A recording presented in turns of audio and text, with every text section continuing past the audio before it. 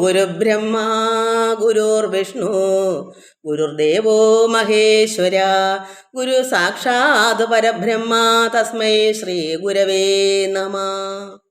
എല്ലാ ഭക്തമക്കൾക്കും എൻ്റെ വിനീതമായ പ്രണാമം. എല്ലാവർക്കും സമാധാനവും ശാന്തിയും ഈശ്വരകൃപയും ആയുരാരോഗ്യവും എല്ലാ സുഖ നന്മകളും എല്ലാവർക്കും ഉണ്ടാവണമെന്ന് പ്രാർത്ഥിക്കുന്നു.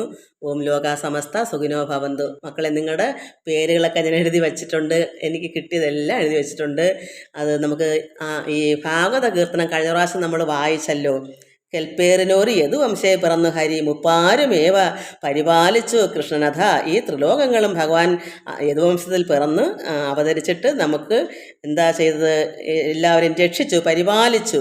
അപ്പാടരെ കലിയുഗാന്തേ, ഈ കലിയുഗത്തിൻ്റെ അവസാനം, കലിയുഗാന്തേ അവസാനം വധിച്ചിടുക ഉൽപ്പന്ന കൽക്കിതൻ. ഇനി കൽക്കിയുടെ അവതാരം വരും.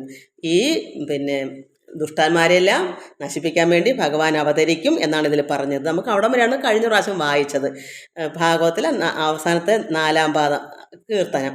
നമുക്കിനി അടുത്ത കേട്ടന്നരാധിപൻ ഇവണ്ണം രമേശകഥ അത് വായിക്കാം.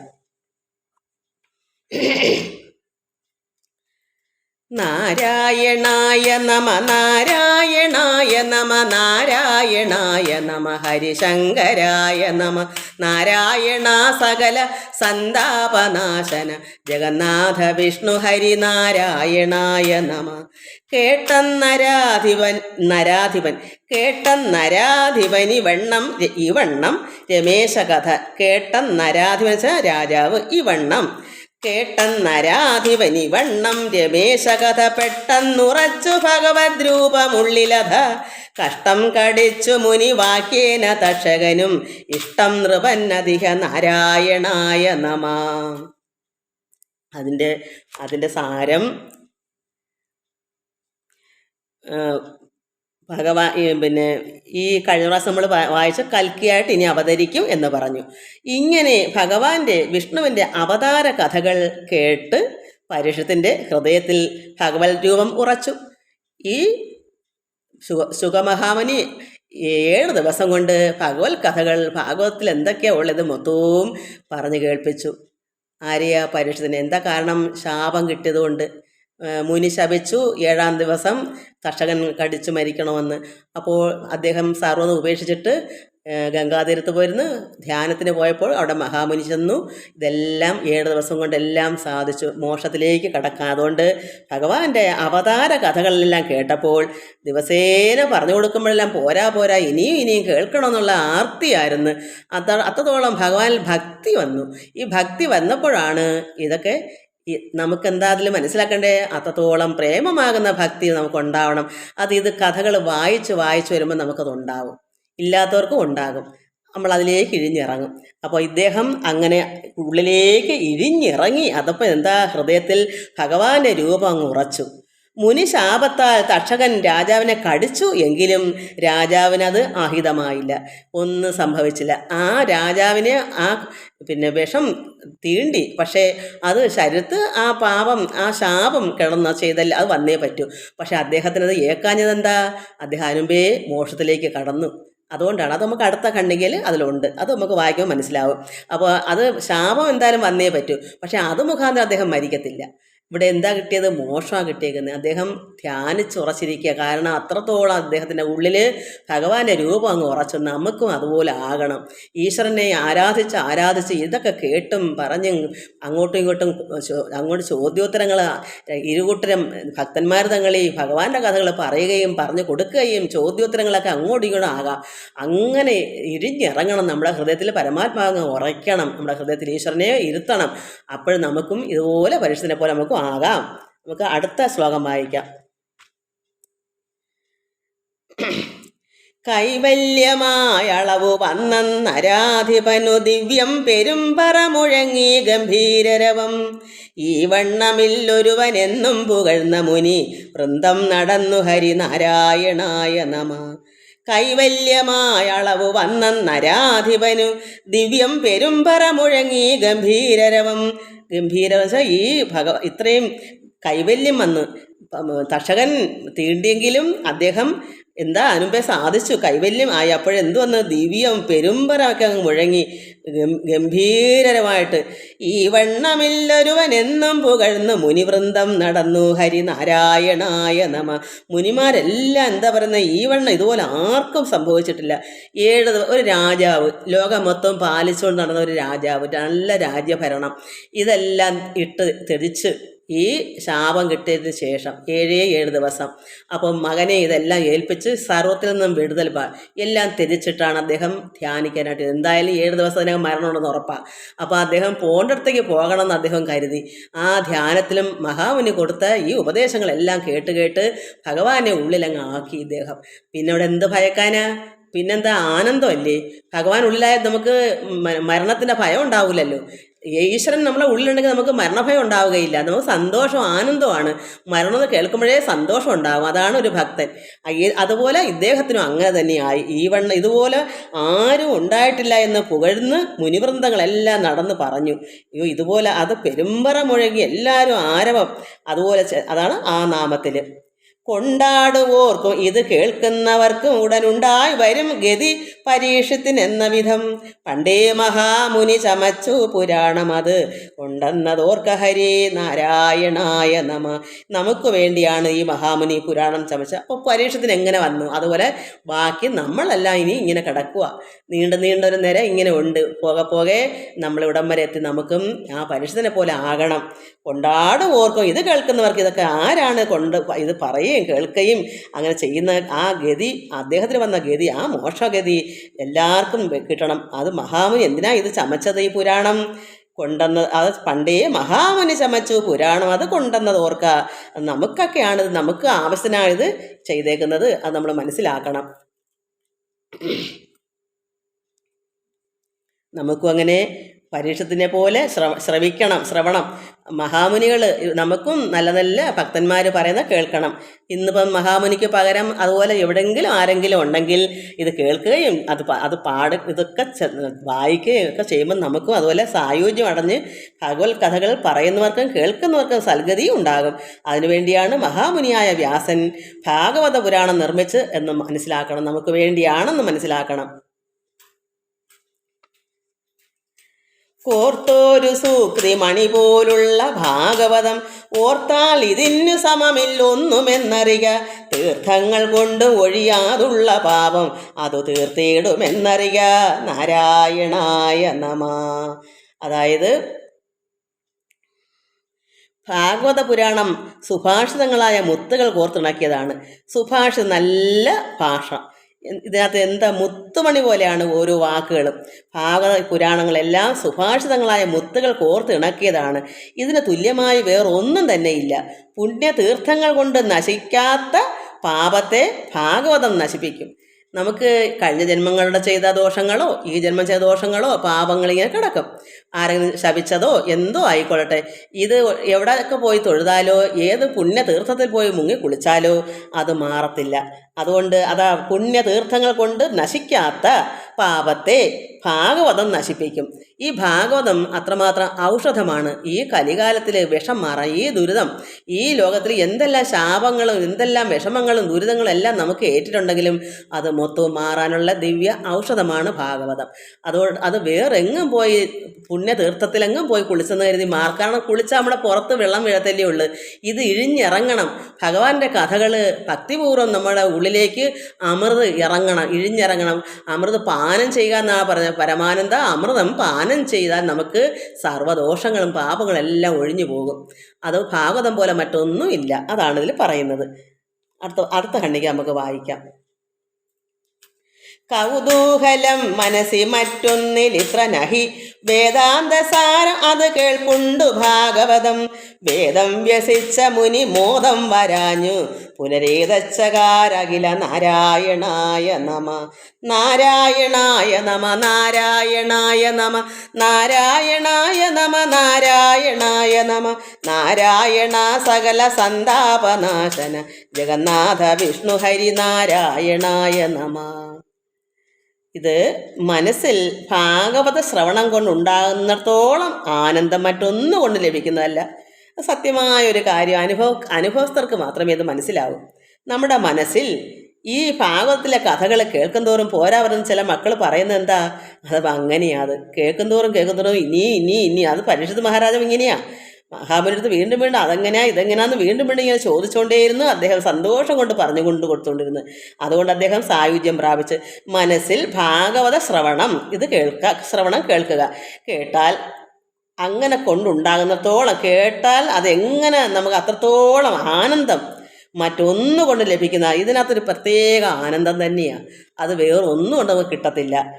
അതുകൊണ്ട് അത് വേദാന്തത്തിൻ്റെ സാരമാണ്. വേദവ്യാസന് മറ്റൊന്നുകൊണ്ടും സന്തോഷം ലഭിക്കാതെ വന്നപ്പോൾ നിർമ്മിച്ചതാണല്ലോ ഭാഗവതം. വേദവ്യാസ മഹാമുനി പലതുമൊക്കെ ഇങ്ങനെ നിർമ്മിച്ചു, പക്ഷെ അതിലൊന്നും സന്തോഷം തോന്നിയില്ല. അങ്ങനെയാണ് പിന്നെ ഈ ഭാഗവതം ഈ ഭഗവാന്റെ കഥകളായിട്ട് ഇങ്ങനെ നിർമ്മിച്ചത്. അതുകൊണ്ട് വേദവ്യാസന് മറ്റൊന്നുകൊണ്ടും സന്തോഷം ലഭിക്കാതെ വന്നപ്പോൾ നിർമ്മിച്ചതാണല്ലോ ഈ ഭാഗവതം. അപ്പം അദ്ദേഹത്തിന് തൃപ്തികരമായത് നമുക്ക് മനസ്സിലാക്കണം, നമുക്കും തൃപ്തികരമാണ്. അദ്ദേഹത്തിന് തൃപ്തി ആയതുകൊണ്ടാണ് നമുക്ക് തൃപ്തി തോന്നുന്നത്. കാരണം അദ്ദേഹമാണല്ലോ ഇതിൻ്റെ ചുവട്. അപ്പോൾ അത് എന്താ നമുക്ക് കിട്ടിയത് പോരാന്ന് തോന്നുന്നേ, അത്ര രുചിയാണിത്, ആനന്ദമാണത്. അതുകൊണ്ടാണ്. അടുത്തത് നമുക്ക് ചൊല്ലാം. കല്ലോലിനി രമണ കല്യാകൃത് രുചിരഭുല്ലാരവിന്ദ രുചിപാദം ജയിക്കതവ എല്ലാം പറഞ്ഞിടുവതില്ലാരുമെന്നറിക ചൊല്ലാർന്നനന്തകഥ നാരായണായ നമഃ. അതായത് മനോഹരമായി വിടർന്നു നിൽക്കുന്ന താമരയുടെ ഭംഗിയുള്ള, അതായത് സമുദ്രത്തെ പോലെ നീല നിറം ആണ്ടവനെ, ഭഗവാന്റെ നിറം നീല നിറമാണല്ലോ. സമുദ്രത്തിലോട്ട് നമുക്ക് നോക്കുമ്പോൾ ഇല്ല ആഴമുള്ള സമുദ്രം അല്ലേ, അപ്പോൾ നമുക്കത് നീല നിറം പോലെ അല്ലയോ സമുദ്രം കിടക്കുന്നത്, വെള്ളം. അങ്ങനെയുള്ള നിറത്തോടു കൂടിയവനെ മനോഹരമായി വിടർന്ന താമരപ്പൂവിന് തുല്യമായ ഭഗവാന്റെ പാദം വിജയിക്കട്ടെ. അതാണ് നമ്മളും പറയേണ്ടുന്നത്. ഭഗവാന്റെ കഥകൾ കേട്ട് നമ്മൾ ആനന്ദ നിർവൃതി കൊള്ളുമ്പോൾ നമുക്ക് പറയണം, ഭഗവാന് വാഴ്ത്തുകയും പുകഴ്ത്തുകയും എപ്പോഴും സ്തുതിക്കുകയൊക്കെ ചെയ്തുകൊണ്ട് ഭഗവാൻ വിജയിക്കട്ടെ എന്ന് നമുക്ക് പറയണം. ഭഗവാൻ അത്രത്തോളം നമുക്ക് വേണ്ടി ഇവിടെ അവതരിച്ചിട്ട് എന്തൊക്കെ ത്യാഗങ്ങളാണ് സഹിച്ചത്. നമുക്കത് ഇതിൽ കിടക്കുന്ന മൊത്തം നമുക്ക് അറിഞ്ഞൂടെ. ഭഗവാൻ 15-ാം ദിവസം തൊട്ട് കുഞ്ഞ് ജനിച്ച് 15-ൻ്റെ അന്ന് തൊട്ട് പൂതനയായിട്ട് തുടങ്ങിയതാണ്. എന്തൊക്കെയാ ഈ ലോകത്തിന് വേണ്ടി ചെയ്ത കാര്യങ്ങൾ ഒരു കുഞ്ഞ്. അത് തന്നെയല്ലേ അവസാനം വരെയും ഇവിടുന്ന് ഭൂമിയിൽ നിന്ന് സ്വർഗാരോഹണം ചെയ്യുന്നത് വരെയും ഭഗവാൻ ഓരോ കാര്യങ്ങൾ. പക്ഷേ ഭഗവാനൊരു ദുഃഖവും ആരോടും ദുഃഖം പറയുകയോ ഒന്ന് കരഞ്ഞോ വേദനിച്ചോ യശോദാമ്മയെടുത്തോ ആരെടുത്തെങ്കിലും അമ്മ എനിക്കിങ്ങനെ എന്തെങ്കിലും ഭഗവാൻ ഒന്ന് പറഞ്ഞാട്ട് ഇതിനകത്തുണ്ടോ? അപ്പം നമുക്ക് ചിന്തിച്ചൂടെ ഭഗവാൻ ആരാണ്? കൃഷ്ണൻ നാരായണൻ.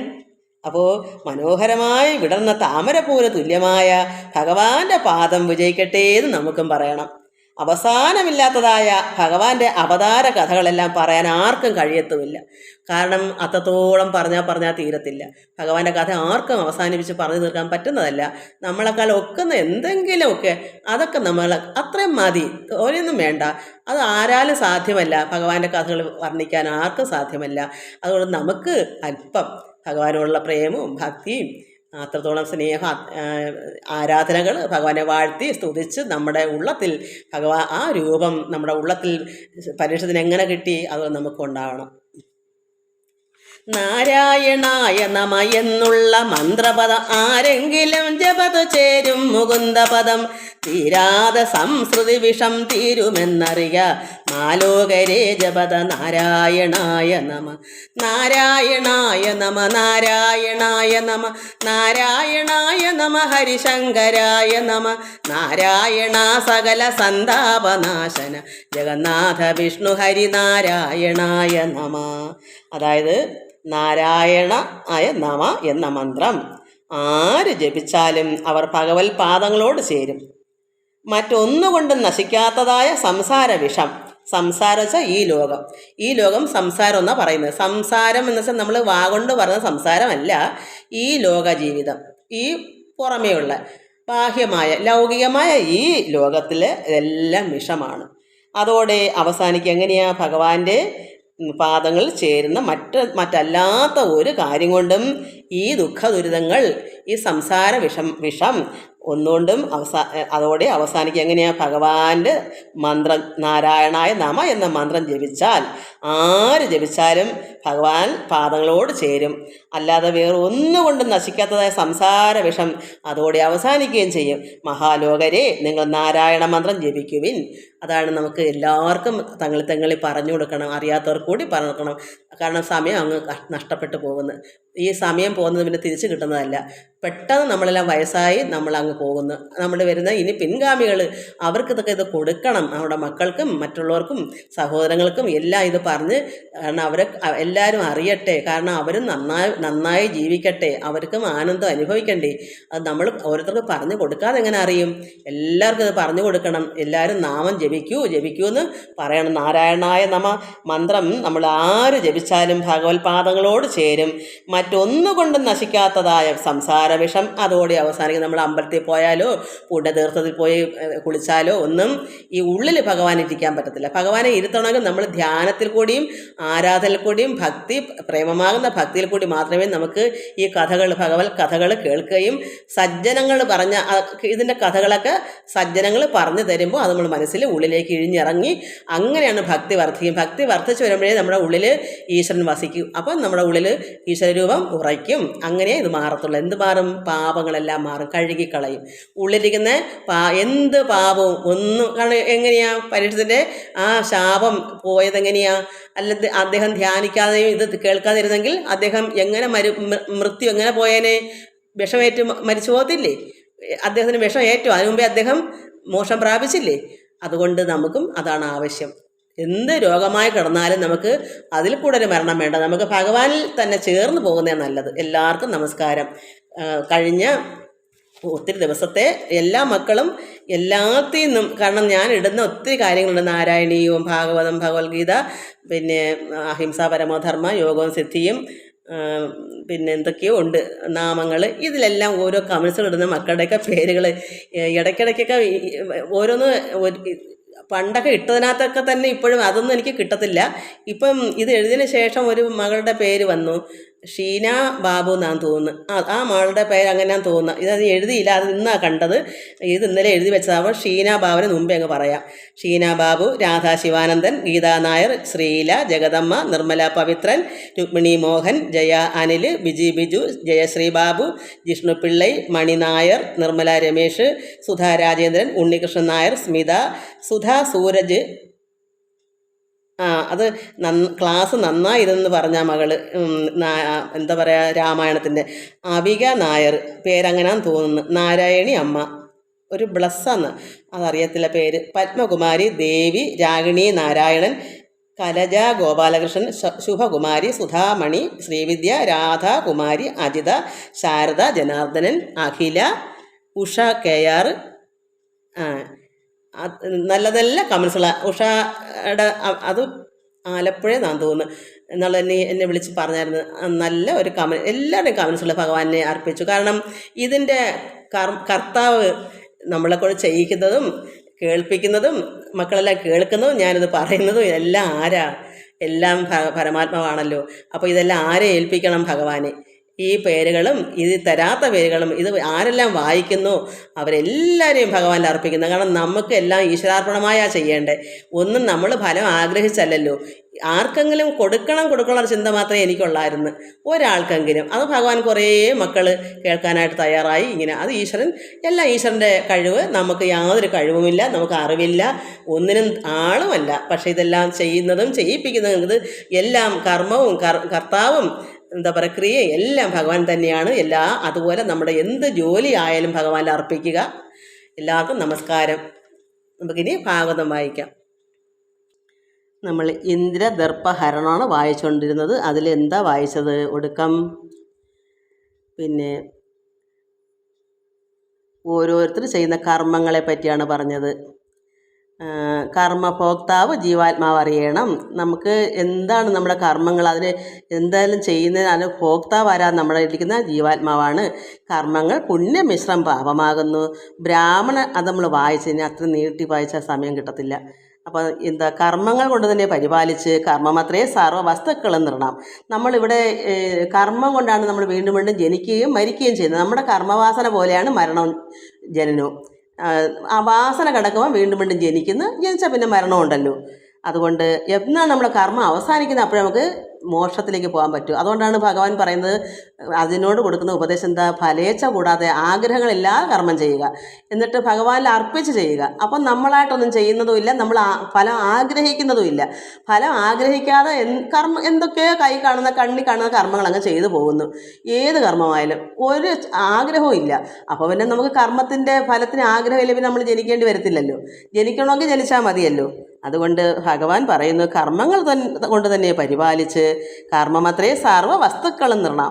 കർമ്മങ്ങൾ കാരണമായ ജന്തുക്കൾക്ക് നന്മകൾ നൽകുവാൻ മറ്റാരുമില്ലല്ലോ. നല്ലത് അതെന്താ പറയാൻ കാരണം, ഇതൊക്കെ ഭഗവാൻ നന്ദഗോപര് ഇന്ദ്രന് എന്താ പറയുക യാഗം അർപ്പിച്ച് ആണ്ടുതോറും വത്സരെ. അപ്പം ഭഗവാൻ ഇത് പറഞ്ഞു കൊടുക്കുക പിതാവിന്, ഇതിന് ശരിയായിട്ട് തോന്നുന്നില്ലച്ചാ. എന്നിട്ട് ഈ കാര്യങ്ങളെല്ലാം പറഞ്ഞ് പഠിപ്പിക്കുക. ഇന്ദ്രന് യാഗം കൊടുക്കേണ്ട കാര്യമില്ല, ഇന്ദ്രനെ കൊണ്ട് എന്തെങ്കിലും കഴിവുണ്ടോ? അതാണ് നന്മകൾ നൽകുവാൻ മറ്റാരുമില്ലല്ലോ. കർമ്മങ്ങൾ കാരണമായ ജന്തുക്കൾക്ക് നന്മകൾ നൽകുവാൻ മറ്റാരുമില്ലല്ലോ. ഇന്ദ്രനെ കൊണ്ടൊന്നും സാധിക്കത്തില്ല. അതുകൊണ്ടാണ് ഭഗവാൻ ഇത് പിതാവിനെ അറിയിക്കുകയാണ്. പിതാവ് പണ്ട് ഇതൊന്നും അറിയാത്ത കാലത്ത് ഇന്ദ്രനാണ് മഴ പെയ്ച്ചു തരുന്നതെന്ന് ഇന്ദ്രൻ വിചാരിച്ചാൽ ഇവിടെ പുഷ്ടി ഉണ്ടാവും, ഇതുകൊണ്ട് ആണ്ടോറും ഇന്ദ്രന് യാഗം കഴിച്ചു. പക്ഷേ ഇവിടെ ഭഗവാൻ അവതരിച്ചപ്പോൾ അത് പിതാവിന് പറഞ്ഞു കൊടുത്തു. അങ്ങനെ ശരിയാവത്തില്ല, അത് യോഗ്യമായിട്ട് തോന്നുന്നില്ല അച്ഛാ, അത് ശരിയല്ല ഇന്ദ്രന് യാഗം കഴിച്ചിട്ട് കിട്ടുന്ന, അതിനെപ്പറ്റി പറഞ്ഞു കൊടുക്കുകയാണ്. അതാണ് നന്മകൾ നൽകുവാൻ മറ്റാരുമില്ലല്ലോ. ആരെങ്കിലും ഭഗവാനല്ലാതെ ആർക്കെങ്കിലും വല്ലതും പറ്റുമോ? ഇന്ദ്രനൊന്നും കൊണ്ടൊന്നും നടക്കാത്ത കാര്യം. നല്ലതു ചെയ്കിലോ നല്ലത് ഇന്ദ്രൻ തരും, വല്ലാത്തതാകിൽ ആപത്തും തരും അവൻ. അപ്പം അവൻ നല്ലത് നല്ലത് തരുമെങ്കിൽ പിന്നെ നമ്മളെല്ലാവരും തിന്മകൾ ചെയ്താൽ അവൻ എന്ത് തരും? തിന്മയും തരും. അപ്പോൾ അതിനെന്താ അർത്ഥം? നല്ലത് ചെയ്താൽ നല്ല കാര്യങ്ങൾ, ഇപ്പം നമുക്കൊരു അയൽ വീട്ടുകാർക്ക് നമ്മളൊരു നന്മ ചെയ്താൽ അവരും ചിലപ്പം തിരിച്ചൊരു നന്മ ചെയ്യും. അതേസമയം നമ്മൾ ശരിക്കും അവരെ ഒന്ന് എന്താ പറയുക വഴക്ക് കൂടുകയോ എന്തെങ്കിലും ചെയ്താൽ അവർ അതിൻ്റെ തിരിച്ചടി അതുപോലെ തരും. അത് ഇന്ദ്രനും സാധാരണ നമ്മളെപ്പോലെ തന്നെ. അതാണ് ഭഗവാൻ പറയുന്നത്. അപ്പോൾ നല്ലത് ചെയ്യിലോ നല്ലത് ഇന്ദ്രൻ തരും, വല്ലാത്തതാകിലാണെങ്കിലും അവൻ ആപത്തും തരും. അപ്പോൾ ഭഗവാൻ അങ്ങനെയല്ല ചെയ്യുന്നത്. അതുകൊണ്ട് കൃഷ്ണൻ പിതാവിനോട് പറഞ്ഞു കൊടുക്കുന്നു, ഇന്ദ്രനൊക്കെ നമ്മളെ ഈ ജനങ്ങളെ പോലെ തന്നെയാണ്, ഒരു കാര്യവും ഇല്ല. നമ്മളെ കൊണ്ട് ഒക്കെ ഒരു അയൽക്കാർക്കോ മറ്റുള്ളവർക്കോ ഒരു നന്മ ചെയ്യുമ്പോൾ അവരും തിരിച്ചൊരു നന്മ ചെയ്യും. അത് ആർക്കാ വെക്കാത്തത്? അതുപോലെ ഇന്ദ്രനും തരുന്നു. അല്ലാതെ ഇന്ദ്രനെ കൊണ്ട് ഒരു കഴിവുമില്ല, ഈശ്വരനെ കൊണ്ടേ കഴിവുള്ളൂ. അതുകൊണ്ട് ഭഗവാൻ പറഞ്ഞു കൊടുക്കുന്നു, പിതാവേ ഇത് ശരിയല്ല, നല്ലത് ചെയ്യിലോ നല്ലത് ഇന്ദ്രൻ തരും, വല്ലാത്തതാകിൽ അവൻ ആപത്തും തരും. അവൻ കർമ്മഫലപ്രദനാകുന്നൊരു ഇന്ദ്രനും കർമ്മപാശേന സമ്പദ്ധനായിടുന്നു. കർമ്മഫലപ്രദനാകുന്നൊരു ഇന്ദ്രനും കർമ്മത്തിൻ്റെ ഫലം കൊണ്ടാണ് അയാൾ ഇവിടെ സ്വർഗത്തിൽ ഉള്ളത്. അയാളുടെ കർമ്മഫലം തീരുമ്പോൾ അയാൾ അവിടെ നിന്ന് മാറും. പക്ഷേ നശിക്കാത്ത ഒന്നേ ഉള്ളൂ, പരമാത്മാവ് ഈശ്വരൻ. ഈ ഇന്ദ്രനും ബാക്കി എല്ലാവർക്കും ഓരോ സമയം കഴിയുമ്പോൾ അവർക്കും ജനനവും മരണവും ഉണ്ട്. അതുകൊണ്ട് ഭഗവാൻ ഇത് പറയുന്നു, പിന്നെ കർമ്മഫലപ്രദനാകുന്നൊരു ഇന്ദ്രനും കർമ്മപാശന സമ്പദ്ധനായത്, കർമ്മം കൊണ്ട് അവനും കെട്ടിട്ടടക്കുവാണ് ഇന്ദ്രൻ. അപ്പം അങ്ങനെയുള്ള ഇന്ദ്രന്, കർമ്മം തീരാത്ത ഇന്ദ്രന് എങ്ങനെ മറ്റൊരാൾക്ക് നന്മ കൊടുക്കാൻ പറ്റും എല്ലാവർക്കും? അത് ഭഗവാൻ പറയുന്നു. കർമ്മഫലപ്രദനാകുന്ന ഒരു ഇന്ദ്രനും, കർമ്മത്തിൻ്റെ ഫലമാണ് അയാൾക്ക് പിന്നെ എന്തോ വേറെ ആരെങ്കിലും ഇപ്പം എന്തോ അയാളുടെ പേരൊക്കെ മറന്നുപോയല്ലേ, അംബരീഷൻ തന്നെ എത്രയോ യാഗം കഴിയുമ്പം അവിടെ സ്വർഗമൊക്കെ കിട്ടും, അതുകൊണ്ട് ആ യാഗം മുടക്കണം എന്ന് പറഞ്ഞ് ദുർവാസാവിന് വിടുക. അപ്പോൾ എന്താ, ആഗ്രഹമില്ലായിട്ടാണോ? വീണ്ടും വീണ്ടും സ്വർഗത്തിരിക്കാനുള്ള ആഗ്രഹം കൊണ്ടല്ല. ഈ ആഗ്രഹം നശിക്കാത്തതുകൊണ്ടല്ല അയാളെങ്ങനെ നന്നാവും? ഇന്ദ്രന് എന്ത് തരാൻ പറ്റും? അയാൾക്ക് പോലും ആഗ്രഹം തീർന്നില്ല. എല്ലാം തീർന്ന് ഒരു കാര്യത്തിനും ആഗ്രഹം ഇല്ലാത്തവർക്കാണെങ്കിൽ ശരിയാ, ഒരു അനുഗ്രഹം കൊടുക്കാൻ കഴിവ് കാണും. പക്ഷേ ഇന്ദ്രനെ കൊണ്ട് നമ്മളെപ്പോലെ തന്നെയാണ് ഇന്ദ്രനും. അതുകൊണ്ട് കർമ്മഫലപ്രദനാകുന്നൊരു ഇന്ദ്രനും കർമ്മപാശേന, കർമ്മം കൊണ്ട് കെട്ടിട്ടിടക്കാണ്, പാശേന സമ്പദ്ധനായിരുന്നു. അയാൾക്കും ഈ കർമ്മപാശം കൊണ്ട് സമ്പദ്ധനായി കിടക്കുന്ന ഒരാളാണ്. അയാൾക്ക് യാതൊരു കാരണവശാലും എത്ര യാഗം ചെയ്താലും അയാൾക്ക് യാതൊന്നും ഭൂമിയിലേക്ക് വർഷിക്കാൻ അയാൾക്കൊണ്ട് പറ്റത്തില്ല. അത് ഭഗവാൻ പറഞ്ഞു, എന്നല്ല ലോകനാഥന്മാർ ത്രിമൂർത്തികൾ. ഈ ഇന്ദ്രന് മാത്രമല്ല ത്രിമൂർത്തികൾക്കും പറ്റത്തില്ല. കാരണം അതെല്ലാം അവതാരം പരമാത്മാവിൻ്റെ ഓരോ അംശം. എന്താ പറയുക, ഭഗവാൻ പരമാത്മാവിൻ്റെ ഓരോ അവതാരങ്ങളാണല്ലോ ഇതെല്ലാം. ഈശ്വരൻ ഏകനായ പരബ്രഹ്മ ചിന്മയനാണ്. അപ്പോൾ അങ്ങനെയുള്ള പരബ്രഹ്മമൂർത്തിക്ക് മാത്രമേ എന്തും ചെയ്യാൻ കഴിവുള്ളത്, ഏകനാണ്.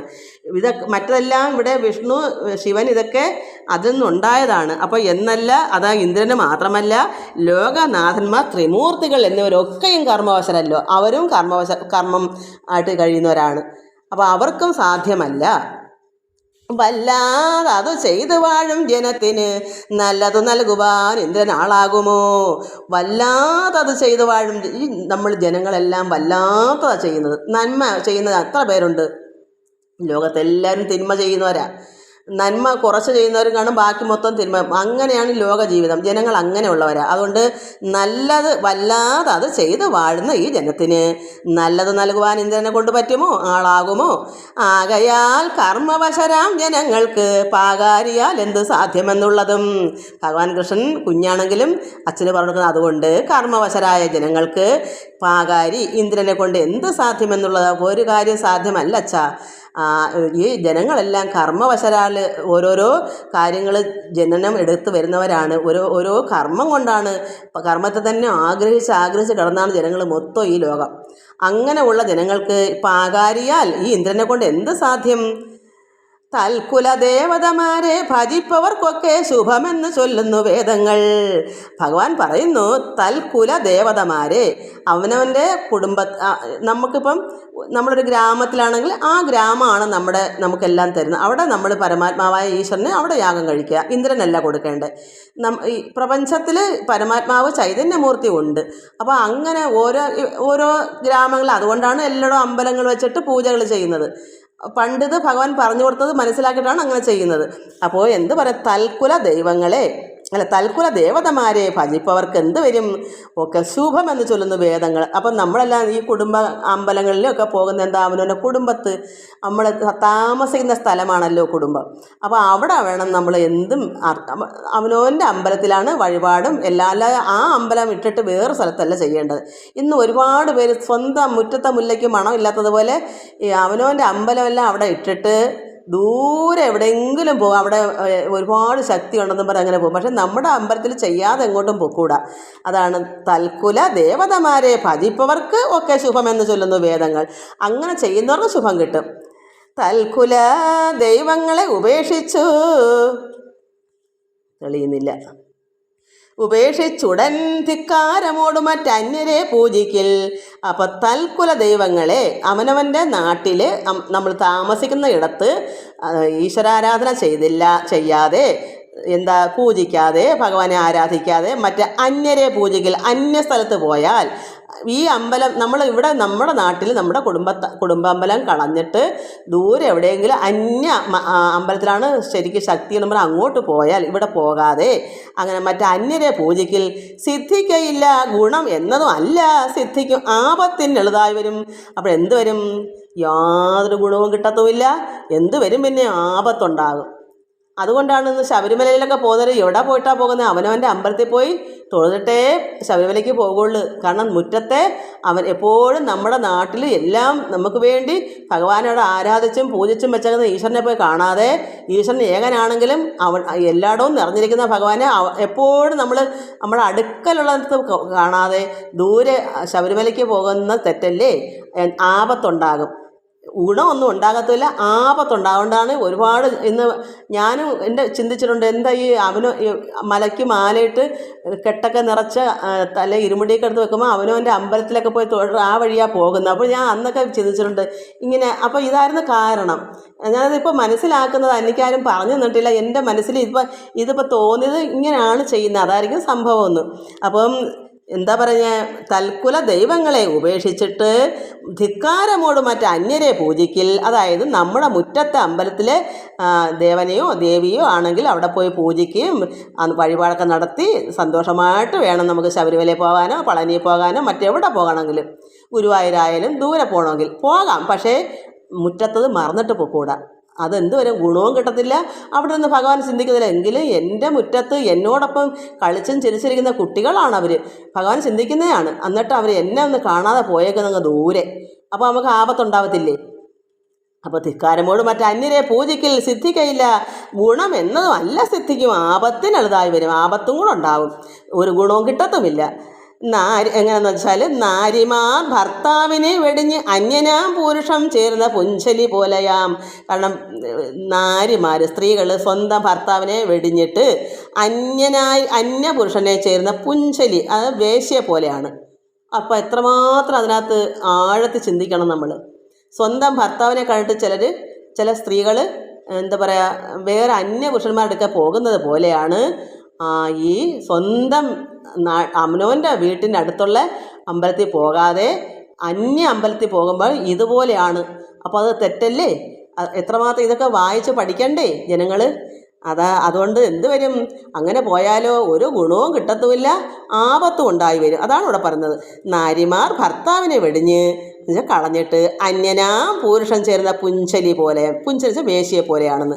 ഗോപാലരാം നമുക്കോർക്കിൽ പശുക്കളും താപസന്മാരായ വേദവിത്തുക്കളും ഗോവുകൾക്കെല്ലാം തൃണം നൽകി മേവുന്ന ഗോവർദ്ധനം കുലദൈവം നമുക്കിഹ. എത്ര ആനന്ദകരമാണ് ഭഗവാൻ പറഞ്ഞു കൊടുക്കുന്നത്. കുഞ്ഞാണെങ്കിലും ഈശ്വരനല്ലേ സർവജ്ഞൻ, എല്ലാ അറിവുള്ള നാരായണൻ ഭഗവാൻ കൃഷ്ണൻ. പിതാവിന് അറിഞ്ഞുകൂടെങ്കിൽ അത് പറഞ്ഞു കൊടുക്കുന്നു. എന്താ ഇവിടെ പറഞ്ഞത്? ഗോവുകൾക്ക് പശുക്കൾക്ക് നല്ല തൃണം, പുല്ലൊക്കെ നൽകി മേവുന്ന ഈ നമ്മുടെ നാട്ടിൽ എത്ര പശുകൃഷിയാണല്ലോ അവർക്കെല്ലാം. ഇത്രത്തോളം ആ ഗോവർദ്ധനത്തിൻ്റെ പർവ്വതത്തിൻ്റെ താഴ്വരയിൽ നിന്നാണല്ലോ ഈ പശുക്കളെല്ലാം പുല്ല് തിന്നുന്നത്. അപ്പോൾ ഗോവുകൾക്ക് ഈ പശുക്കൾക്കെല്ലാം പുല്ല് നൽകി മേവുന്ന ഗോവർദ്ധനം കുലദൈവം നമുക്ക്. ഈ ഗോവർദ്ധന പർവ്വതം തന്നെ നമുക്കുള്ള കുലദൈവം. കാരണം അവിടെയാണ് ഇവരെല്ലാം നിന്ന് ഈ കുട്ടികൾ കളിക്കുകയും എന്തൊക്കെയാ അവിടെ അവരുടെ ജീവിതം മൊത്തം ആ ഗോവർദ്ധനത്തിൻ്റെ അവിടെയാണ്. പശുക്കൾ മേയുന്നതും പുല്ല് തിന്നുന്നതും എല്ലാം. അവിടെ നദിയുണ്ട്, അവിടെ വെള്ളം കുടിക്കുക. അപ്പോൾ ആ ഭാഗത്ത് തന്നെ ആരാധിക്കാം, ഈശ്വരനെ ആരാധിക്കാം. ഗോവർദ്ധന പർവ്വതത്തെ ആരാധിക്കുക എന്ന് വെച്ചാൽ അവിടെ അത് ഭഗവാൻ ഇങ്ങനെ പറഞ്ഞു കൊടുത്ത്, ഭഗവാൻ കൃഷ്ണൻ ഈശ്വരനാണെന്ന് പറഞ്ഞു കൊടുക്കാൻ അങ്ങനെ ചെയ്തില്ല. പക്ഷെ ഇങ്ങനെ പറഞ്ഞു കൊടുത്തു. അല്ലെങ്കിൽ എന്ത് ചെയ്യും, ഉള്ള കാലവും ഈ ഇന്ദ്രനെ തന്നെ എല്ലാവരും പൂജിച്ചുകൊണ്ടിരിക്കും, കാര്യമില്ല, നടക്കുമോ? ഇല്ലതാനും. അതുകൊണ്ട് ഗോവർദ്ധനം കുലദൈവം നമുക്ക്, അത് നമുക്ക് മതി. ഇവിടെ നമുക്ക് കുലദൈവമായിട്ട് നമുക്ക് ഗോവർദ്ധനത്തിന് തന്നെ പൂജ ചെയ്യാം. ദേവേന്ദ്ര യാഗത്തിനുള്ളത് കൊണ്ട് നാം സേവിക്ക ഗോവർദ്ധനത്തെ, എന്നാൽ ഇവൻ വീണ്ടും ഫലം തരുമെന്നു ജഗൽപതി കൊണ്ടൽ വർണ്ണൻ ജഗദീശൻ പറഞ്ഞത് കേട്ട് നന്ദാദികൾക്കേറ്റം അതു മതം വാട്ടമില്ലങ്ങനെ എന്ന് ശ്രമിച്ചിതു. അവർക്ക് സന്തോഷമായി. നന്ദാദികൾക്കൊക്കെ അത് മതം എന്ന് വെച്ചാൽ അത് സമ്മതിച്ചു. കാരണം ഭഗവാൻ പറഞ്ഞു, നമുക്കുള്ള പശുക്കൾക്കെല്ലാം പുല്ലെല്ലാം വേണ്ടുവോളം ആഹാരങ്ങളെല്ലാം തരുന്നതും ഈ ജനങ്ങൾക്കെല്ലാം സസ്യങ്ങളും അവിടെ കൃഷികളും എല്ലാം ചെയ്ത് എല്ലാം കൊണ്ട് ജീവിതമാർഗ്ഗം മൊത്തം ഈ ഗോവർദ്ധന പർവ്വതത്തിൻ്റെ അവിടെയാണല്ലോ. നല്ല എല്ലാം വിളയുന്ന ഭൂമിയാണ്. ജനങ്ങൾക്കെല്ലാം അവിടെ ഉള്ളവർക്കെല്ലാം അതാണ്, ആ നാട്ടിലുള്ളവർക്ക്. അപ്പം ഭഗവാൻ പറഞ്ഞു ആ ഗോവർദ്ധനത്തെ നമുക്ക് പൂജിക്കാം. അപ്പം അത് എല്ലാവർക്കും ആ ദേവേന്ദ്ര യാഗത്തിനുള്ളത് കൊണ്ട് ദേവേന്ദ്രൻ യാഗം കഴിക്കാൻ എന്തെല്ലാം അവിടെ സാമഗ്രികൾ ഉണ്ടാക്കി വെച്ചു, അതെല്ലാം നമുക്ക് ഗോവർദ്ധനത്തിന് വേണ്ടി സേവിക്കാം. ഗോവർദ്ധനം കുലദൈവം ഇവിടെ നമുക്ക് ഗോവർദ്ധന പർവ്വതം നമുക്ക് കുലദൈവമായിട്ട് എടുക്കാം. ദേവേന്ദ്രന് യാഗമായിട്ട് ചെയ്യേണ്ടുന്ന കാര്യങ്ങളെല്ലാം കോപ്പുകൾ എല്ലാം ഉണ്ടാക്കി വെച്ചതെല്ലാം എടുത്ത് ഗോവർദ്ധനത്തെ പൂജിക്കാം. അതാണ് ഗോവർദ്ധനം കുലദൈവം നമുക്കിഹ. ദേവേന്ദ്ര യാഗത്തിനുള്ളത് കൊണ്ട് നാം സേവിക്കുക ഗോവർദ്ധനത്തെ. എന്നാൽ ഇവൻ, അതായത് ഈ പർവ്വതം, എന്നാൽ ഇവൻ വീണ്ടും ഫലം തരുമെന്ന് ഭഗവാൻ കൃഷ്ണൻ ജഗൽപതി കൊണ്ടൽവർണ്ണൻ ജഗദീശൻ പറഞ്ഞു. ഭഗവാൻ ഇങ്ങനെ പറഞ്ഞു, ഇവൻ അതായത് ഗോവർദ്ധനത്തെ പൂജിച്ചാൽ ഇവൻ ഈ പർവ്വതം വേണ്ടുന്നതൊക്കെ ഫലം തരുമെന്ന് ഭഗവാൻ ജഗൽപതി നാരായണൻ കൊണ്ടൽവർണ്ണൻ ജഗദീശൻ പറഞ്ഞത് കേട്ട് ആര് കേട്ടു? പിതാവായ നന്ദാദികൾ പിതാവും അവരുടെ കൂട്ടുകാരെല്ലാം, നന്ദഗോപരുടെ കൂടെ ഉള്ളവരെല്ലാവരും ഇത് കേട്ടു. നാട്ടുകാരെല്ലാം അത് കേട്ടിട്ട് അത് മതം അത് മതി എന്ന് പറഞ്ഞു. നന്ദാദികൾക്ക് ഏറ്റവും അത് മതി, സന്തോഷമായി, ഏറ്റവും അവർക്ക് തൃപ്തികരമായി. വാട്ടമില്ല അങ്ങനെ എന്ന് ശ്രമിച്ചിതു, അതിന് ഒരു കുഴപ്പമില്ല, അത് തന്നെ ശരിയാകും, അത് തന്നെ മതി, അല്ല യാഗം ദേവേന്ദ്രന് കഴിക്കണ്ട എന്ന് ഭഗവാൻ പറഞ്ഞതനുസരിച്ച് കണ്ണൻ പറഞ്ഞതനുസരിച്ച് പിതാവും മറ്റുള്ളവരെല്ലാം അത് അംഗീകരിച്ചു. നാരിമാരാനന്ദമോടെ വാടങ്ങളിൽ ഓരോ തരം അലങ്കാരങ്ങൾ ചേർത്ത് അവർ അപ്പം അടകളും പക്വഭൂപങ്ങളും ശില്പമായി മറ്റുമുണ്ടാക്കി ഭോജ്യാദിയും നന്ദാദികൾ പർവ്വതത്തെ അലങ്കരിച്ച് ഉന്നതമാം കൊടി തോരണം തൂക്കിനാർ. അങ്ങനെ ഭഗവാൻ അത് പറഞ്ഞതനുസരിച്ച് നാരിമാരെല്ലാം സ്ത്രീകൾ ആനന്ദത്തോടെ വാടങ്ങളിൽ ഓരോരോ തരം അലങ്കാരങ്ങൾ ചേർത്ത് എന്തൊക്കെ പൂജയ്ക്ക് അമ്പലത്തിൽ എന്തൊക്കെ തോരണങ്ങളൊക്കെ കിട്ടുന്ന അതുപോലെ അവർ ആ പർവ്വതത്തെ അതെല്ലാം അലങ്കരിച്ച് പിന്നെ അപ്പവും അടയും പഴവും അപ്പവും എല്ലാം ഉണ്ടാക്കി ശില്പമായി മറ്റുമുണ്ടാക്കി ഭോജ്യാദി ഇതൊക്കെ കഴിക്കാൻ പർവ്വതത്തിന് പൂജ കൊടുക്കാൻ.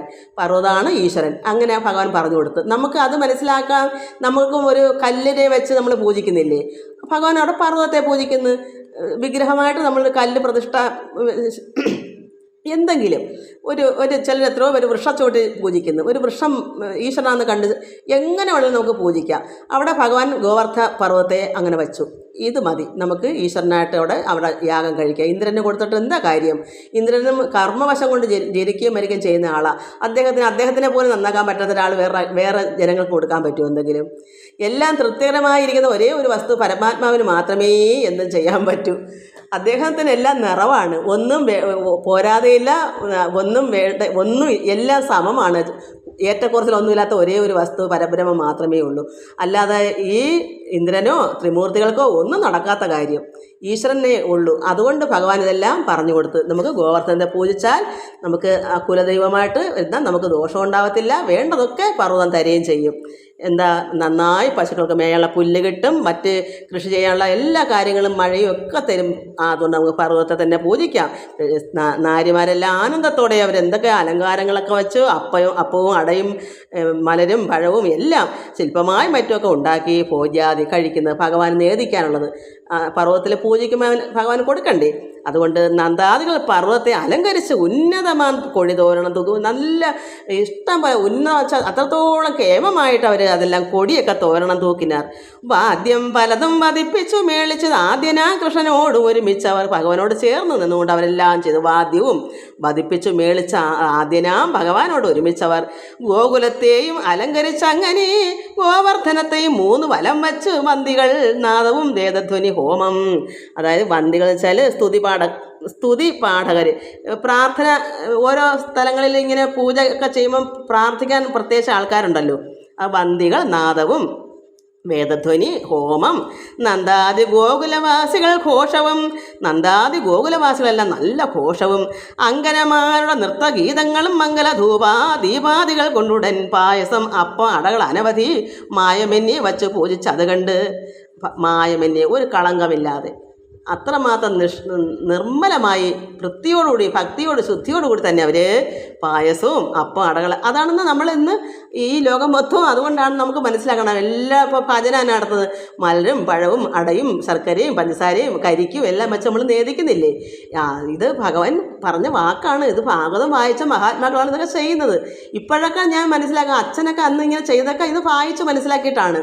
അത് നമുക്ക് പോകെ ഇതിൻ്റെ എല്ലാവരും മനസ്സിലാക്കി ഇനി വരുന്ന തലമുറയ്ക്കൊക്കെ പറഞ്ഞു കൊടുക്കണമെങ്കിൽ ഇത് നമ്മൾ മനസ്സിലാക്കണ്ടേ ഇതാണ് കാരണമെന്ന്.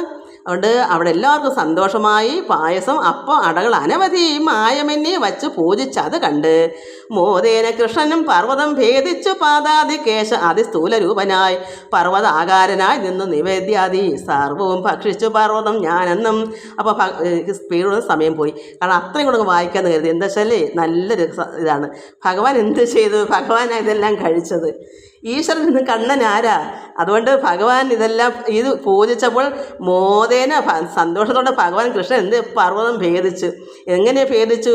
പാദാത് കേശം അതിസ്ഥൂല രൂപനായി. ഭഗവാന്റെ പാദം തൊട്ട് കേശം മുടി വരെ അതിസ്ഥൂല രൂപനായി പർവ്വതം പിളർന്നിങ്ങനെ ഭഗവാനോട് അവതരിച്ച് നിൽക്കുവാണ്. പർവ്വത ആകാരനായി പർവ്വതത്തിൻ്റെ കണക്ക് തന്നെ ശരീരം അത്രമാത്രം വലിയ ശരീരത്തോടുകൂടി ഇതെന്ത് ചെയ്തു? നിവേദ്യാദി സർവവും ഭക്ഷിച്ചു പർവ്വതം ഞാനെന്നും. പർവ്വതമാണ് ഞാൻ. അപ്പോൾ പർവ്വതത്തിൽ ആരുണ്ട്? പരമാത്മാവുണ്ട്. എന്നിലും നിന്നിലും സർവ്വത്തെ തൂണിലും തുരുമ്പിലും എല്ലാം ആരാ ഉള്ളത്? അതൊന്നും നമുക്ക് എവിടെയും വെച്ച് പൂജിക്കാം. ശുദ്ധി വേണം. ഭഗവാന് കൊടുക്കണ ആഹാരത്തിന് എവിടെയാണെന്ന് വെച്ചാൽ നല്ല സ്ഥലത്ത് എന്ത് പൂജ, അവിടെ എവിടെ ആയാലും പരമാത്മാവ് ഉണ്ടല്ലോ. ഭഗവാൻ ഇത് എന്ത് നല്ലൊരു പാഠമാണ് ജനങ്ങൾക്ക് കൊടുത്തത്. ഇതൊക്കെ വായിച്ച് പഠിക്കാത്തതുകൊണ്ടല്ലേ ഇതൊക്കെ പഠിക്കാതിരുന്ന എന്ത് നഷ്ടമെന്നറിയാമോ? ഇതൊക്കെ നമുക്ക് അല്പമെങ്കിലും ഒന്ന് മനസ്സിലാക്കണ്ടേ. അപ്പോൾ ഭഗവാൻ ഇവിടെ പർവ്വതാകാരനായി പർവ്വതം പോലങ്ങ് പാതാതികേശം അതിസ്ഥൂല രൂപനായി വളർന്ന് നിന്ന് നിവേദ്യാദി പഴവും അപ്പവും അടയും എല്ലാം ഭഗവാൻ എന്ത് ചെയ്ത് സർവ്വം അങ്ങ് ഭക്ഷിച്ചു. എന്നിട്ട് പറഞ്ഞു, പർവ്വതം ഞാൻ പർവ്വതമാണ്, ഭഗവാൻ തന്നെയാണ് പർവ്വതം എന്ന് പറഞ്ഞിട്ട് നല്ലവണ്ണം വരുമെന്ന് അനുഗ്രഹിച്ചെല്ലാവരും കേൾക്കുമാറ് പറഞ്ഞിതു. ഇനി എല്ലാവർക്കും നന്മ വരുമെന്ന് പറഞ്ഞുകൊണ്ട് ഭഗവാൻ എല്ലാവർക്കും അനുഗ്രഹം കൊടുത്ത് പറഞ്ഞു. ദേവകളൊക്കെ പ്രസാദിച്ചതെന്ന് അത് കേവലം വാക്കുകൾ കേട്ട് പ്രസാദിച്ചു. വന്ദിച്ച് ദേവരും കൃഷ്ണനും വന്ദിച്ചു. പർവ്വതം പ്രത്യക്ഷമായി കണ്ട അതുമൂലം അപ്പം ജനങ്ങൾ വിചാരിച്ചെന്താ, പർവ്വതം ഈശ്വരൻ തന്നെയാണ് പ്രത്യക്ഷമായി വന്നല്ലോ, എന്നിട്ട് ഇതെല്ലാം ഭക്ഷിച്ച് തീർക്കുകയും ചെയ്തല്ലോ, ഈ കൊടുത്ത നിവേദ്യങ്ങളെല്ലാം ഭക്ഷിച്ചു. എന്നിട്ടോ സർവരും തുഷ്ടരായി വന്നത് അതൊന്നും എല്ലാവർക്കും സന്തോഷമായി. കാരണം പർവ്വതത്തിൽ പരമാത്മാവ് അവിടെ വലിയൊരു ആകാരമായി പർവ്വതം പോലെ വളർന്ന് ഈ നിവേദ്യങ്ങൾ മൊത്തം അങ്ങ് കഴിച്ചു. അപ്പോൾ എല്ലാവർക്കും തുഷ്ടരായി സർവരും സന്തോഷമായിട്ട് അത് നേരം മായാമയമായ പർവ്വത ആകാരവും പോയി അതും കൃഷ്ണമായ മഹിമകൾ. അതെല്ലാം സന്തോഷമായപ്പോൾ മായാമയമായ പർവ്വത ആകാരം പിന്നെ എന്തുവന്ന് പോയത് അതും കൃഷ്ണമായ മഹിമകൾ, ഭഗവാന്റെ മഹിമ കൊണ്ട് അത് അപ്പോഴേ തന്നെ അങ്ങ് മറഞ്ഞു. എല്ലാം തൃപ്തികരമായി, എല്ലാവരും കണ്ടു. പർവ്വതം ഇനി ഓടുള്ള കാലം ആ പർവ്വതം ഈശ്വരനാണെന്ന് എല്ലാവർക്കും സങ്കല്പിക്കാമല്ലോ. അങ്ങനെയൊക്കെ അന്ന് കാണിച്ചുകൊണ്ടാണ് നമുക്ക് ഇന്ന് ഉറപ്പായും എവിടെ വേണമെങ്കിൽ നമുക്ക് പ്രാർത്ഥിക്കാം. എവിടെ നിന്നും കാരണം ഈശ്വരൻ ലോകം നിറഞ്ഞിരിക്കുന്ന പരമാത്മാവ്, എവിടെ വേണമെങ്കിൽ നമുക്ക് നിവേദ്യം വെച്ച് പൂജിക്കാം. വൃത്തി വേണം എന്നുള്ളതേ ഉള്ളൂ. ഭക്തിയും ശുദ്ധിയൊക്കെ ഉണ്ടെങ്കിൽ ഈശ്വരനെ നമുക്ക് എല്ലായിടവും ദർശിക്കാം. അമ്പലത്തിൽ തന്നെ കൊണ്ടു കൊടുക്കണമെന്നൊന്നുമില്ല. നമ്മുടെ വൃത്തിയും ശുദ്ധിയും പോലെ ഇരിക്കും. നമ്മുടെ ഉള്ളം ഭക്തിയും പ്രേമം ഉണ്ടെങ്കിൽ നമുക്ക് എന്തും എവിടെ എപ്പോഴും നമുക്ക് തന്നെ ഭഗവാനായിട്ട് അർപ്പിച്ച് നമുക്ക് ഒരു പഴം എടുത്ത് നമുക്ക് തന്നെ കഴിക്കും, ഭഗവാനായിട്ടൊക്കെ കഴിക്കാം. അങ്ങനെയും ചെയ്യാം. എല്ലാം നമ്മുടെ മനസ്സിൻ്റെ ശുദ്ധി പോലെ ഇരിക്കും. എല്ലാവർക്കും നമസ്കാരം. ഹരി ഓം ഹരി ഓം ഹരി ഓം.